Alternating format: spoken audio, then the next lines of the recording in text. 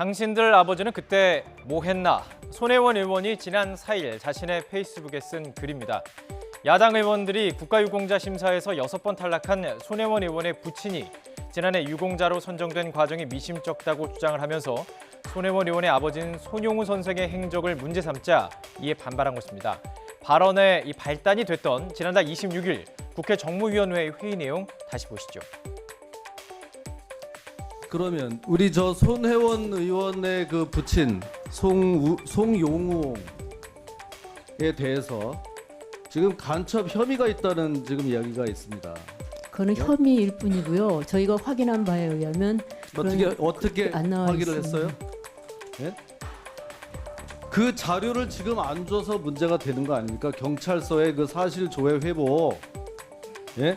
거기에 의하면 이 손용우옹이 47년에 입북을 했고 48년에는 난파되어 지하 공작을 했다 그러고 6.25 당시에는 북한의 중앙정치국과 접선해서 활동을 했다. 이렇게 나와 있다고 하는데 그런 사실은 있습니까? 그런 사실로 증명된 바는 없습니다. 김진태 의원은 관련 내용이 89년과 90년의 경찰 자료에 있다면서 보훈처장을 추궁했습니다. 손 의원 측은 해당 경찰 기록이 수십 년 뒤 군부 정권 시절 작성된 것인 만큼 신뢰성을 두기 어렵다면서 간첩 활동 주장은 사실 무근이라는 입장입니다. 또한 전우용 역사학자도 경찰 기록이 시간상 말이 되지 않다 이렇게 반박하고 있습니다. 한국 군의 방첩대가 만들어진 게 1949년 10월이에요. 예. 정부가 수립되고 군이 창건되고 그리고 나서야 간첩을 잡는 일이 시작돼요. 달리 말하면 그전에는 간첩을 보내는 일도 없어요. 예. 그러니까 이게 지금 이 간첩이라고 하는 얘기를 제가 얼핏 들었는데 난파 간첩 심지어로 그건 누가? 그러니까 1948년 8월 15일 이전에 난파 간첩이 있었는지 또 실제로 이제 우리가 49년 10월에 만들었기 때문에 그때쯤 되면 뭐 있었다고 얘기할 수 있겠지만 그 이전의 행적을 가지고 뭐 난파 간첩이다 이런 얘기를 하는 것 자체가 부적절하다. 간첩이 부적절을 넘어서서 예.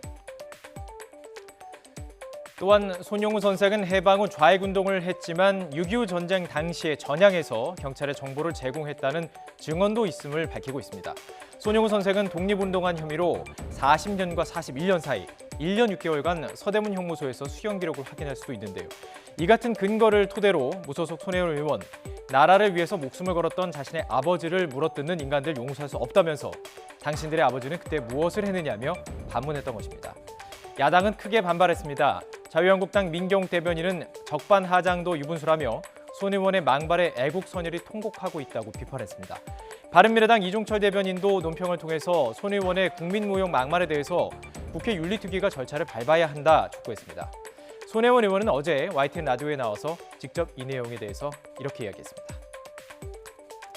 아버지가 북한의 정부 수립에 관여하지 않았다는 것을 예. 뻔히 다 알고 있으면서 지금 이런 식으로 해나가는 거 이건 정쟁을 넘어서 인간적으로 문제가 있는 거라고 생각합니다. 저를 흔들면 무슨 일이 일어날지도 모른다라는 그런 생각을 하는지 그러니까 저를 자꾸 집중적으로 공격을 하는데 저는 뭐 그런 것을 두렵지는 예. 않습니다. 제가 싸워 나가면 되는데 아버지 관련되는 것은 이분들이 이 법적 책임을 질 만한 그런 일들은 제가 일단은 예. 일어나려고 나서려고 합니다. 예. 당신들 아버지는 그때 뭐 하셨나? 이 이야기는 어떤 걸 지칭해서 나경원 의원한테 한 거예요. 손 의원의 발언 및 부친의 유공자 선정 과정에 대한 논란 등으로 독립 유공자 선정 기준에 대한 관심도 높아지고 있습니다. 특히 손 의원의 부친과 비슷한 여건에 놓여서 서운을 받지 못한 후손들이 보훈처를 상대로 고소할 움직임까지 보여서 앞으로 어떤 파장을 일으킬지도 관심입니다.